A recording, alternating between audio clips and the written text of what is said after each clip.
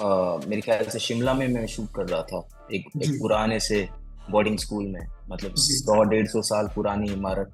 और मैं जब वहाँ उन गलियों से गुजर रहा था, उस इमारतों में से मतलब मैं गुजर रहा था, तो देखा कि यार ये तो वाइब बहुत अलग है इस जगह की। जी। महाराष्ट्र के एक छोटे से गांव से हूँ मैं।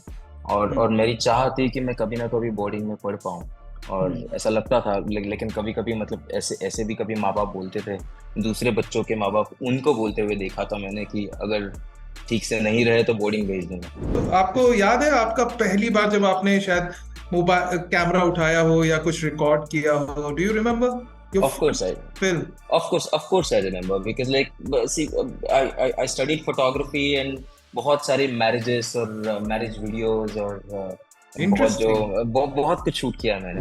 The way you feel, whatever your expression, if you're able to like convey it, transform it into hmm. something, जी। any kind of like work, piece of work, and when that work resonates with people, more and more number of people, you know, uh, that is where that bond gets developed.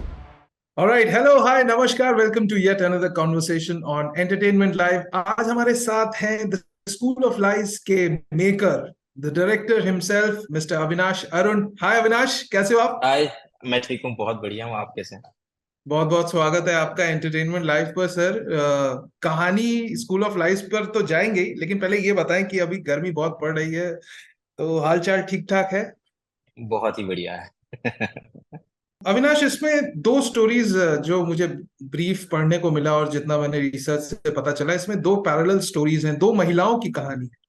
एक माँ है और दूसरी तरफ एक teacher है, और दोनों की ही ये जद्दोजहद चल रही है, and they both are trying to look for this kid who goes missing.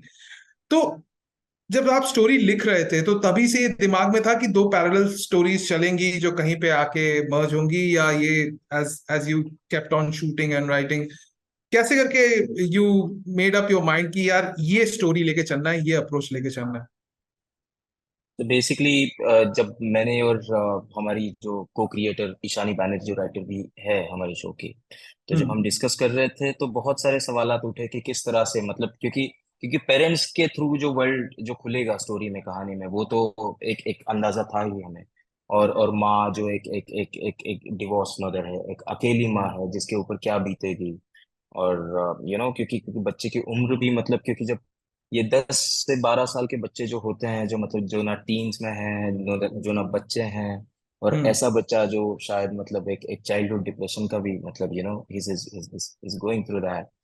तो तो तो तो पेरेंट्स का नजरिया बहुत सारा क्लियर था, लेकिन लेकिन स्कूल में एक किस तरह का कैरेक्टर होगा जो जो इन बच्चों से एज अ पेरेंट, पेरेंट नहीं बोल सकता, बट लेकिन एक एक एक एक उन नजदीकी के रूप से अगर जुड़ा होगा कोई,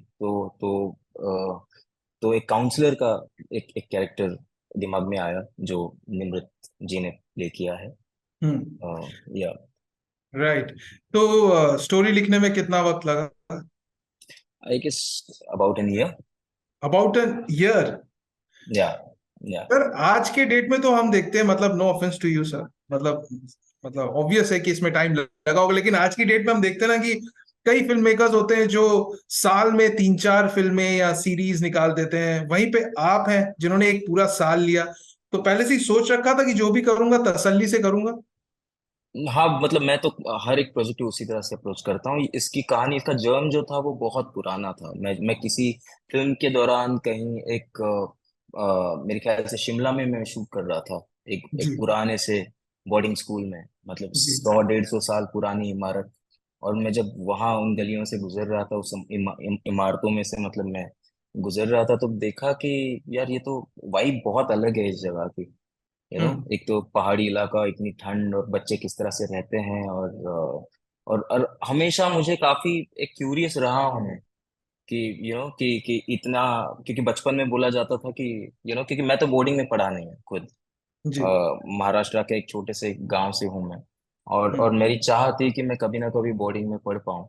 और हम्म। ऐसा लगता था, लेकिन कभी कभी मतलब ऐसे ऐसे भी कभी माँ बाप बोलते थे, दूसरे बच्चों के माँ बाप उनको बोलते हुए देखा था मैंने कि अगर ठीक से नहीं रहे तो बोर्डिंग भेज दूंगा। हाँ तो, तो, हाँ तो, हाँ तो हाँ।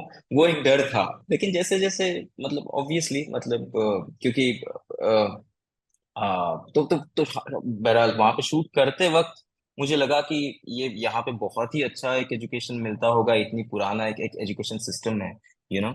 और बहुत सारे रूल्स और बहुत सारे रेगुलेशंस और डिसिप्लिन, और ये सारी सारी जो क्षमताएं हैं वो बच्चों में हर एक मात्रा में एक भरी जाती है वहां पे, यू नो। जी it's a good thing, but it's like, but for me, as a filmmaker, cinematographer, I felt like vibe wise this place is very different, and psychologically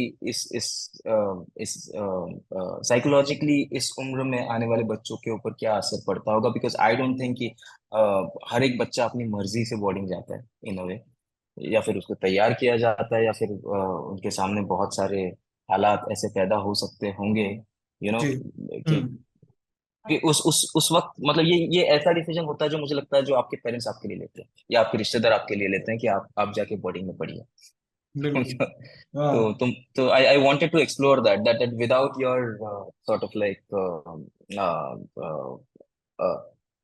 तो आपकी खुद की इच्छा के बगैर अगर आपको अगर वहां पे भेज दिया, तो हम्म। आप किस तरह की यू नो इमोशंस या फीलिंग्स आपके ऊपर बीतेंगी, और उसका किस तरह से आप उसको डील कर पाओगे उस बहुत ही वल्नरेबल एज में, यू नो। एब्सोल्युटली। या तो Avinash, how was your childhood when you were growing up? अभी आपने जिक्र किया कि आप एक महाराष्ट्र के एक छोटे से गांव से हैं, वहां से रुपहले पर्दे तक का सफर है। अरे हाँ, मतलब मैं वैसे शोलापुर में जन्मा था। जी। उसके बाद मैं कोंकण में थोड़े थोड़े थोड़े साल मेरे वहां पे बीते। और फिर उसके बाद मैं पूना के पास एक तलेगांव करके जगह है बहुत छोटी सी, तो वहां पे मेरी पढ़ाई लिखाई हुई। और उसके बाद मतलब क्या होता था कि बहुत छोटा था तभी से मुझे मेरे पापा जो है वो फिल्में दिखाने लेके जाया करते थे हर हफ्ते। एटलीस्ट 2 फिल्में सिनेमा घर में जाके हम लोग देखते थे। ठीक। और अगर कल एग्जाम भी होती थी तो मुझे पापा बोलते थे कि कल एग्जाम है, पेपर है, तो आज कैसे चलेंगे फिल्म देखने। तो मैं बोलता हम्म। था कि नहीं, मुझे देखनी है। वो बोलते थे कि अगर फेल फेल नहीं होगा तो फिर मैं तुझे लेके जाऊंगा। He was not like, he didn't ask me numbers वगैरह, so he was not about all those things, he didn't care for numbers. It was like कि पढ़ो, जहां तक तुम्हारा मन है वहां तक पढ़ो। कभी उन्होंने मुझे फोर्स नहीं किया किसी चीज पे। और दैट्स हाँ, तो फिल्में दिखाते थे। और मेरे ख्याल से जब मैं 8 9 स्टैंडर्ड में था तभी मैंने डिसाइड कर लिया था कि फिल्म मेकिंग से जुड़ा हुआ कुछ भी अगर कुछ कहीं कुछ होता है तो वहां हम्म। पे मैं पढ़ना चाहूंगा। और फिर फिल्म इंस्टीट्यूट के बारे में, एफटीए के बारे में बहुत पहले मुझे पता चला। And in my 8th standard I had decided that I want to study in film school, FTI. Interesting. So आपको याद है आपका पहली बार जब आपने शायद मोबाइल कैमरा उठाया हो या कुछ रिकॉर्ड किया हो? Do you remember your of course I first film? of course I remember, because like see, I studied photography, and बहुत सारे मैरिजेस और मैरिज वीडियोस और बहुत इंटरेस्टिंग। बहुत कुछ शूट किया है मैंने, मतलब। हाँ। और वो भी मतलब 15 16 साल की उम्र का था तब से मैं करते आया हूँ। And okay. फोटोग्राफ्स निकालता था और गार्डन में जाके फोटो खींचता था लोगों की, हाँ। वहां से आपकी थोड़ी बहुत कमाई हो जाती थी। जी। And during graduation, like whatever money I could, जो भी जमा होता था उससे कुछ शॉर्ट फिल्म्स बनाना, या फिर फिल्में देखना, या फिर और तो वैसे किताबें खरीदना, वो सारी चीजें चलती रहती थी। अच्छा, एक director is like a captain of a ship, और कैप्टन के लिए बहुत जरूरी होता है क्रू। तो वो कौन से मेंबर्स हैं? आप चाहे तो उनको शाउट आउट भी दे सकते हैं इंटरव्यू में, एंड हमें भी अच्छा लगेगा अगर आप दें। तो वो कौन से ऐसे मेंबर्स हैं जो एकदम एसेंशियल रोल प्ले करते हैं अविनाश अरुण के प्लेइंग 11 में? सी यहाँ पे तो मतलब इट्स लाइक बहुत ही अच्छी टीम रही है इस शो पे। मतलब मैं बहुत ही right from our producers, like BBC India की जो टीम है सारी, मतलब Sameer Gupte and Aman and Deepali, and apart from like producers side, I feel like my writers Ishani, Nishant and Shoaib, they've done excellent job। क्योंकि ये दुनिया जो मैंने सिर्फ देखी थी, जी विजुअली देखी थी, मैंने महसूस की थी वहां पे कुछ एक हफ्ते बिता के शूटिंग के दौरान। ये बहुत पहले की बात बोल रहा हूँ, लेकिन लेकिन मुझे बोर्डिंग स्कूल में किस तरह की जिंदगियां होती है, या फिर क्या रूल्स होते हैं, किस तरह से क्या हाउसेज होते हैं, मतलब ऑफ कोर्स हैरी पॉटर जैसी फिल्म देख के आपको समझ में आता है कि क्या किस तरह का एक बोर्डिंग का एक, लेकिन वो एक वेस्टर्नाइज वर्जन है। लेकिन इंडियन सॉर्ट ऑफ लाइक एक एलीट स्कूल का एक बोर्डिंग्स का क्या क्या स्ट्रक्चर होता है, ये मुझे इसके बारे में इतनी मालूमात नहीं थी। बिल्कुल। तो इन राइटर्स ने बहुत अच्छी तरह से, बहुत डिटेल्ड स्टडी करके, रिसर्च करके, मैं भी गया था रिसर्च में, मैं भी हिस्सा था, और हमने काफी एक इसीलिए साल भर लगा वो कहानी जीने में। क्योंकि मुझे लगता है कि कोई कोई भी कहानी बोलने से पहले अगर उसका सबकॉन्शियस अगर आपके दिमाग में फॉर्म नहीं है, क्योंकि क्या होता है ना कि कॉन्शियस आप कुछ ऑब्जर्व कर रहे हो, चीजें आप देख रहे हो, लेकिन उसके प्रति मुझे लगता है कि वो अंदर जहन में उतरने के लिए एक टाइम लगता है। और हम्म जैसे ही वो जहन में उतर जाए, उसके बाद वो बहुत नेचुरली आपके थ्रू फ्लो होना शुरू कर देती है। तो बिल्कुल। इसीलिए उतना टाइम किसी भी कहानी पे या फिर किसी भी स्टोरी पे लेना मुझे लगता है कि बहुत इंपॉर्टेंट हो जाता है, कि जब वो कहानी आप पूरी तरह से अंदर से जी लो, जब हम्म वो और क्योंकि क्योंकि जो एक्टर्स आते हैं, जो मेनली एक्टर्स आते हैं, वो बहुत लास्ट के स्टेज पे आते हैं, बहुत बहुत बार। तो जी उनको आपको उनको गाइड करने के लिए वो जिंदगी और वो सारा जो माहौल है, एम्बियंस है, वो मेरे ख्याल से आपके अनकॉन्शियस में अगर उतर जाए, आपके सबकॉन्शियस में उतर जाए, उसके लिए वो टाइम देना मेकर्स को बहुत इंपॉर्टेंट, राइटर्स को और मेकर्स को देना बहुत इंपॉर्टेंट है। इसीलिए मैं जल्दबाजी नहीं करता हूँ शायद। You know? और अपार्ट फ्रॉम दैट, हमारी जो एडिटर है मोनिशा बलदावा, बहुत ही, जी। I I know her through like from my institute days. फिर मोहनदास वीपी जो साउंड डिजाइनर है, वो भी मेरे एफटीआई के ही सीनियर है, उन्होंने मेरी पहली फिल्म किल्ला साउंड डिजाइन किया था, it was a Marathi film.